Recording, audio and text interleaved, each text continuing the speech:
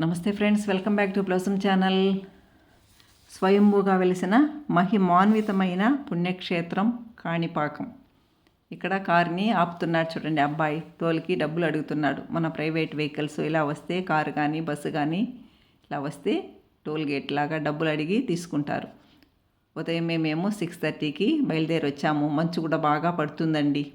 చిత్తూరు నుంచి ఒక 10 మినిట్సేనండి, లేదా 15 మినిట్స్ అంతే. ఇలా ఇవన్నీ మాడవీధులండి. కాణిపాక వినాయక స్వామి ఆలయం మాడవీధులు. కాణిపాకం అనగానే మనకు సాక్షాత్తు వినాయక స్వామి గుర్తుకొస్తాడండి. స్వయంభూ పుణ్యక్షేత్రం అండి ఇది. ఇక్కడ ప్రత్యేకత ఏమిటంటే, ఇద్దరి మధ్య తగాదా గొడవలు, కోర్టు గొడవలు కానీ భూతగాథ కానీ ఏదైనా జరిగినప్పుడు, ఒకరు నిజం మాట్లాడి మరొకరు అసత్యం పలుకుతున్నప్పుడు వారు ఇక్కడ సత్య ప్రమాణాలు చేస్తుంటారు. అది ఆలయం యొక్క ప్రత్యేకత అండి.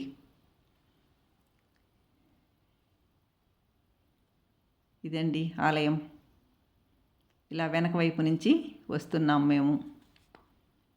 చూడండి, మహిమాన్వితమైన పుణ్యక్షేత్రం కాణిపాకం.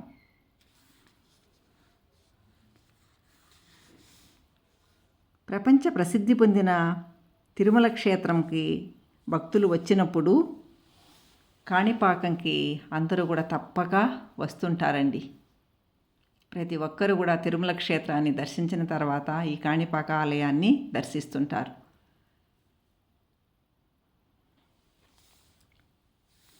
స్వామివారి విగ్రహం ఇక్కడ పెరుగుతూ ఉందండి. ఇంతకు మునుపుకి ఇప్పటికీ చాలా పెద్దదిగా అయిందని భక్తులు నిజంగానే చూస్తుంటారు. స్వామి కింద కూడా ఒక ఏరు ప్రవహిస్తూ ఉంటుందండి. ఆ వాటర్ కూడా మనకి అటు ఇటు కదిపి కూడా పూజారులు చూపిస్తారు.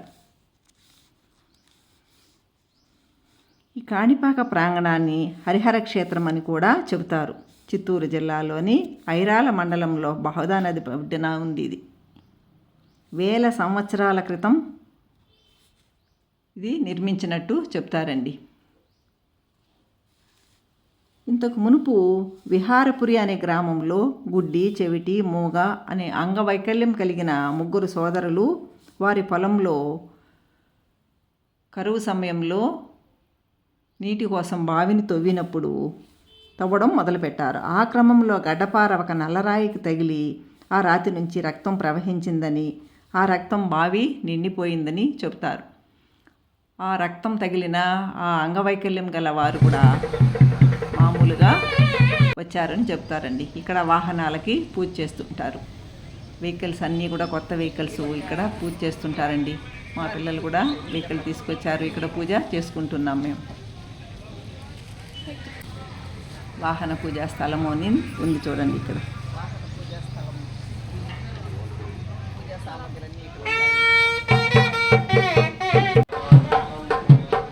పూజ చేసుకునేటప్పుడు అక్కడ ముందు వినాయక స్వామి టెంపుల్ ఉంది. ఇక్కడ కారుకి, 2 వీలర్స్కి ఇలా పూజ చేస్తుంటారు.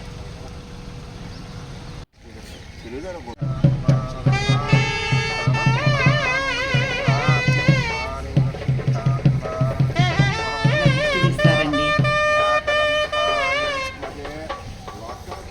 గుమ్మడికాయని ఇలా దిష్టి తీసి కారు చుట్టూ తిప్పి తర్వాత దాన్ని పగలగొడతారు.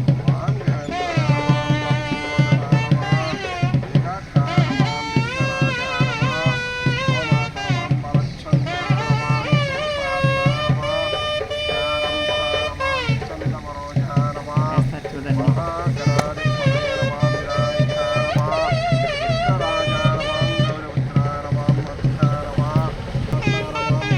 కొబ్బరికాయని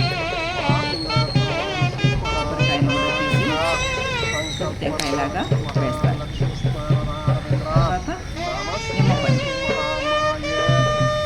మీద కర్పూరం వెలిగించి దానికి కూడా కారికి తీసి హారతి